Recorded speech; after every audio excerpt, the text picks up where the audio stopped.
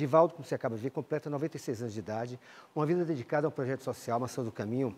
Eu tive a honra, o prazer de conversar com ele. Você confere a primeira parte dessa entrevista especial agora, onde ele aborda vários assuntos. Vamos então assistir. Ele é um líder espiritual, religioso, embaixador da paz. Só o nome, quando a gente fala de Divaldo Franco, é harmonia, é amor, é paz. Eu estou tendo o prazer de rever ele, que eu chamo como professor, completando 96. Um menino, um garoto, né, professor? Tudo bom com o senhor? Que bom estar aqui com o senhor. Nós também é um prazer imenso que a sua estada na TV Aratu seja coroada de bênçãos, como sempre foi. Por onde passou, deixou uma estrada luminosa. A estrada luminosa é a do senhor, né? Uma estrada feita de muito carinho. Porque o bom repórter, aquele que não leva o pré-julgamento e se restringe aos fatos, sendo honesto, é um semeador de bênçãos. Porque ele traz as notícias, às vezes as soluções, e quando mantém esse caráter de não julgar, de não destruir, ele realiza um ministério muito bom. Eu tenho o prazer, tive a honra de receber das mãos do professor o troféu Você e a Paz, né? Que é um troféu que eu acredito que o senhor dá só a quem é merecedor disso. Eu me sinto demais honrado. Para mim é um dos grandes motivos que eu tenho, eu nem gosto muito dessa palavra, mas é um motivo de orgulho que eu tenho na vida. O que é paz para o senhor, professor? É um estado de harmonia interior.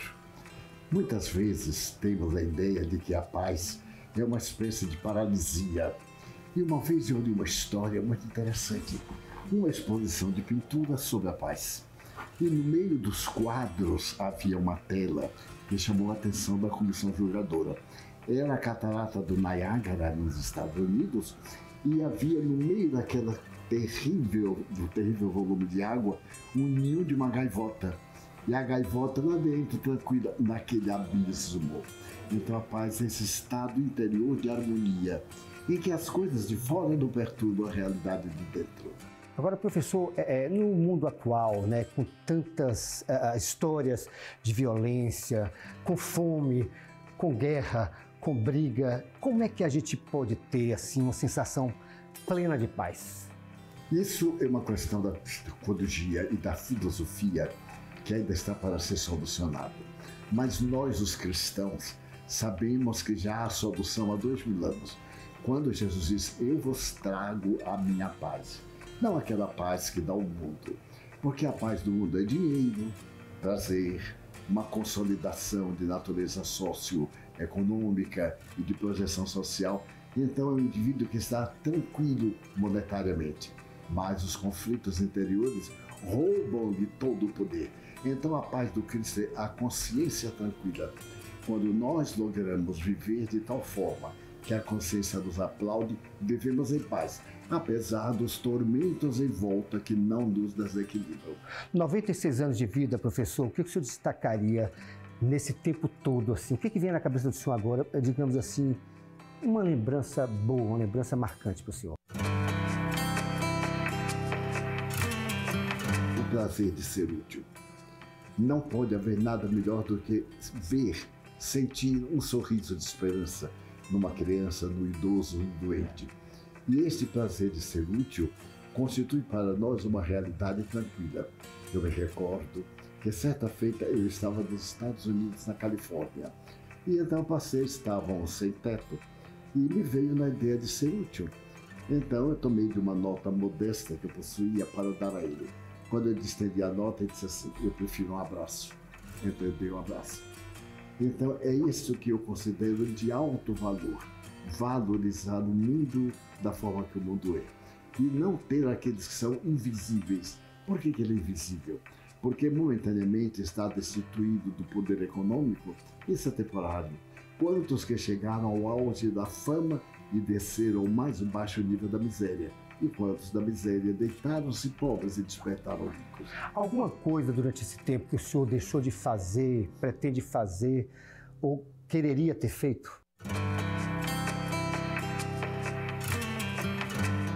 Olha, eu procurei lutar toda vez que o tempo me permitiu, mas fazendo hoje uma análise retroativa, eu me dou conta que poderia ter feito muito mais. Perdi muito tempo com conversas inúteis, escutando coisas que não levavam a nada, mas que de alguma forma me deram experiência para fazer uma análise da Ter feito mais o quê? Mais o quê? Mais pela maçã do caminho, mais pela palavra de espírito. Sim, pela doutrina espírita. Objetivando, sobretudo, promover a criatura humana. O ser humano não tem a coragem de autoanalisar-se. E por isso ele não sabe para que está aqui, qual é o objetivo da vida e aquilo que realmente o torna pleno. Na hora em que eu descobri o Evangelho de Jesus, na sua plenitude, as bem-aventuranças me tocaram, eu mudei completamente. E desde então, eu tinha 17 anos, eu me tornei um homem novo, cheio de esperança. E até mesmo a dor eu abençoo, porque a dor é uma forma que eu tenho dívidas a resgatar. E é feliz aquele que resgata, e é desditoso aquele que impõe sofrimento aos outros. Tem algum arrependimento, professor?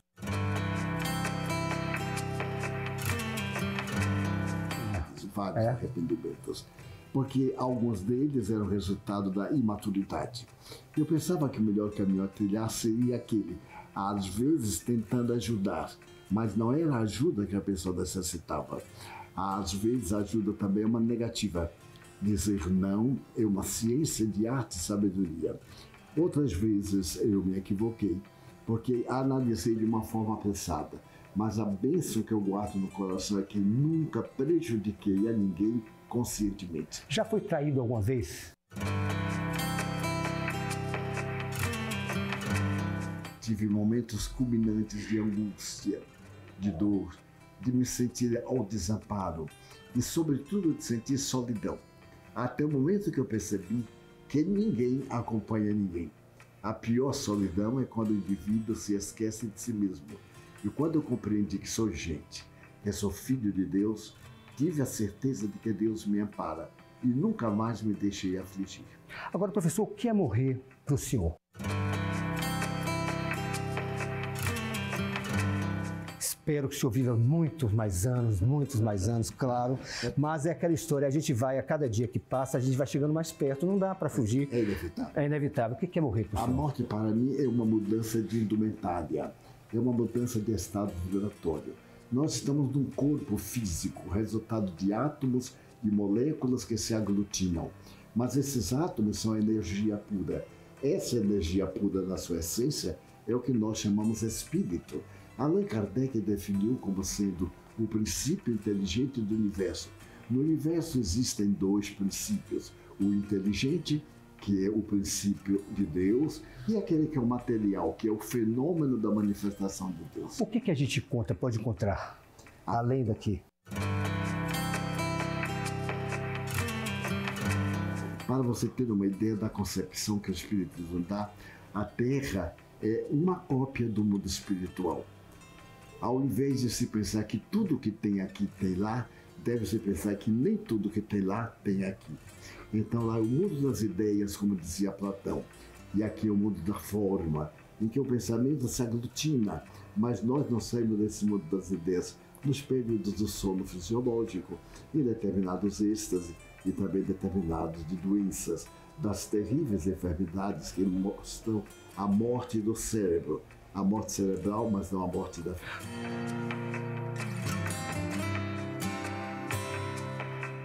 Olha só, a importância dos sonhos, a competitividade no trabalho, no dia a dia, separações de casais durante a pandemia.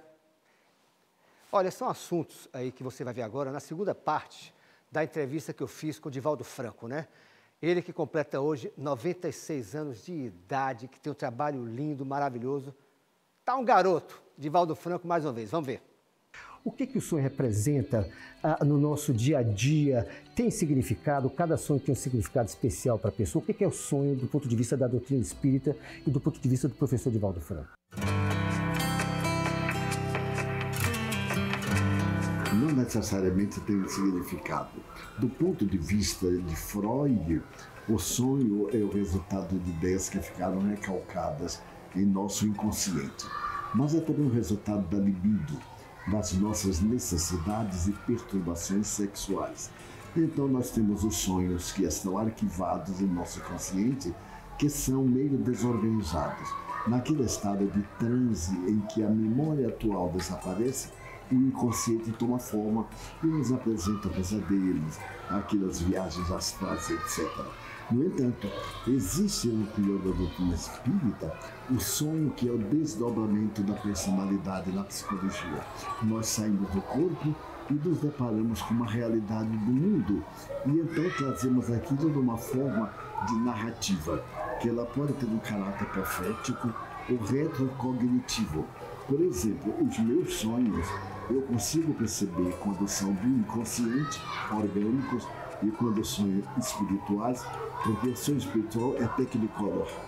O sonho preto e branco são imagens que estão gravadas no inconsciente. E várias vezes, eu tive um sonho verde, uma coisa azul, foi um desdobramento. E outra vez, eu tive um sonho, já sabe que foi em branco e preto. Peraí, o sonho technicolor é um sonho bom? É isso? Bom. O sonho colorido, então, é um sonho bom. Sai da matéria e entra em contato com o mundo real da transcendência. E o preto e branco?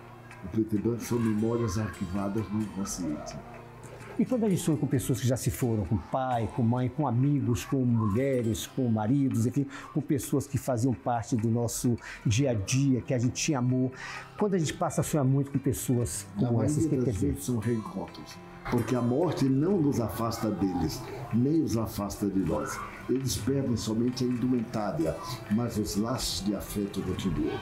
E eles voltam para entrar em contato conosco. Outras vezes, quando nos vamos voltar, eles esperam que nós façamos o sonho profundo para podermos sair do corpo e dialogar com eles. Mas muitas vezes também esses sonhos com familiares são traumas do inconsciente. Saudade, angústia, aquela continuidade de vida que de repente rompe. Então isso traz imagens arquivadas no inconsciente profundo que aparece como sonho. Eu sonhei tanto com fulano, com meu pai, com minha mãe. É uma lembrança do inconsciente. Dá para resgatar uma relação boa? Digamos assim, uma pessoa perde outra pessoa de maneira abrupta, de maneira brigada, não se dava bem e fala, poxa, como é que eu deixei essa pessoa embora sem pedir desculpa, sem ter uma palavra de perdão? Dá para resgatar isso? Quando se trata do outro, que é uma pessoa elevada, que tem valores morais, ao chegar ao mundo espiritual, considera essas brigas e picuinhas tão ridículas que não dá valor. Não atribui o significado que nós temos de guardar a mágoa, de desejar a vingança, não. É como a professora no jardim de infância. O que ele narra, cada uma delas, a criança, é o efeito da sua própria idade. Então é muito comum aqueles a quem ofendemos nos perdoarem, entrar em contato conosco e ajudarem para que nós saiamos desse estágio de primarismo, das questões mais imediatas, para uma visão mais cósmica do universo. Ô professor, e com relação assim, à competitividade do dia a dia, no trabalho, nas relações pessoais, casamentos que estão vivendo momentos difíceis, depois da pandemia aumentou o número de pessoas que acabaram se separando, que passaram a conviver mais umas com as outras. Muita gente continua competindo no trabalho, competindo no dia a dia. Como é que a gente convive com isso, professor? Infelizmente, é o período que nós estamos vivendo. A pressão das circunstâncias externas criou a problemática interna. Quando nós tivemos os dias da pandemia, ficar em casa, conviver com a família, aquilo criou um estado de nevrose. E nós começamos a acumular ressentimentos, a ver o parceiro de uma forma diferente, porque antes nós víamos em horários reduzidos, agora era constante. E o nosso temperamento começou a entrar em atrito. Então o que fazer? Estão aí as síndromes, principalmente a síndrome da ansiedade.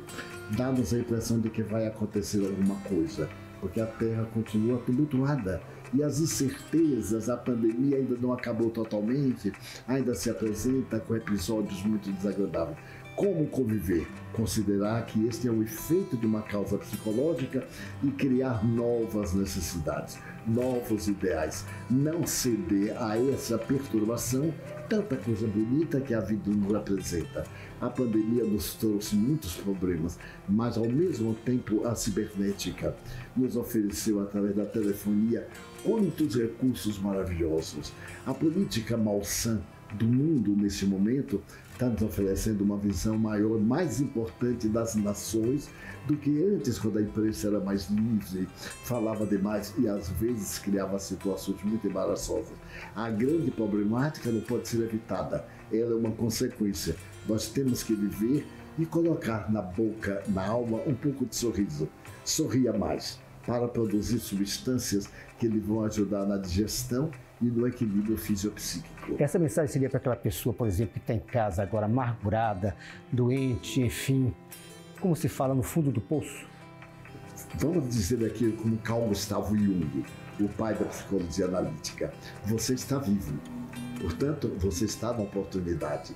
Você foi traído, você experimentou uma desilusão muito grande, você foi amargurado, encontra-se no fundo do poço, mas para poder sair, essa é a oportunidade.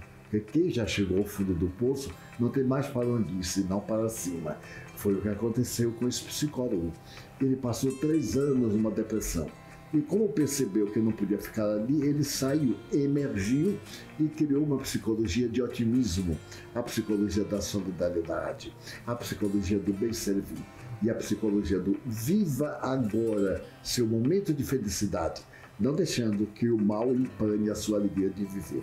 Professor, obrigado. Parabenizar o senhor por esse trabalho lindo que é a Mansão do Caminho, visitado e é objeto de visita de gente de todo mundo. Parabéns e obrigado pela entrevista. Parabéns pelo aniversário. O senhor está muito bem. Eu agradeço. Agradeço porque realmente chegaram a 96 anos, com saúde mental, com movimento, independência, discernimento, é uma bênção. Felizmente, eu não tenho nenhum diagnóstico perturbador das idades avançadas, mas tenho a grande alegria de ter amigos extraordinários como você. Desde a primeira hora, quando ambos éramos mais jovens, que você me entrevistou em outro canal de televisão, a sua bondade, o seu sorriso, o seu exemplo na sua carreira televisiva e a sua amizade para conosco produziram esta instituição que você nos ajudou e o público que nos ouve a manter até aqui, e Deus certamente nos ajudará a torná-la muito maior. Obrigado, professor. Obrigado pelo carinho, pela amizade de sempre, tá? Muita paz, muita saúde. Deus te abençoe. Obrigado.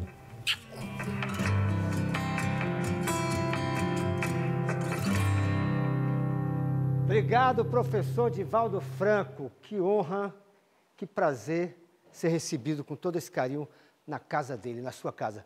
Parabéns pelo aniversário, parabéns pelo trabalho, parabéns pela sua existência, pelo seu ser. Muito obrigado, professor. Obrigado mesmo.